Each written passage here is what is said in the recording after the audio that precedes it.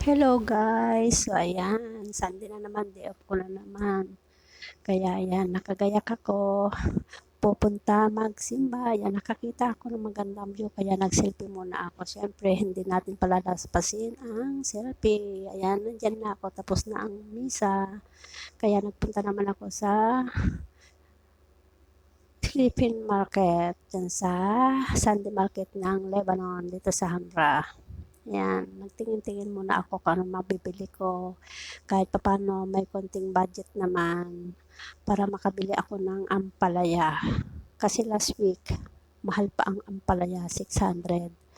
Ngayon, tatanungin ko kung magkano. Baka sakaling bumaba na at bibili ako. Siyempre, pakita muna natin ang mga tao dito sa Sunday Market. Ayan, ayun, nakakita ako ng ampalaya.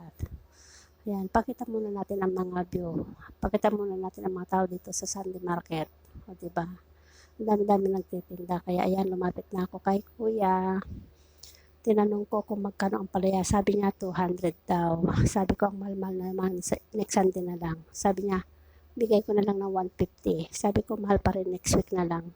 Sabi niya, o sige, bigay ko na lang sa'yo ng ng 100. Kaya ayan, bumili ako ng 2 kilo. Ayan, nabarat-barat ko na naman si kuya. Siyempre, kuripot tayo eh. Kung saan tatawad hanggat kaya. O, di ba?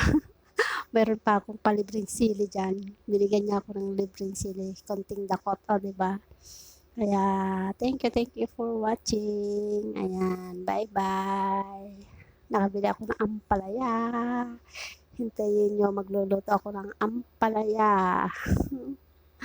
Thank you for watching my loves. I love you all. Please don't forget follow my page. Bye.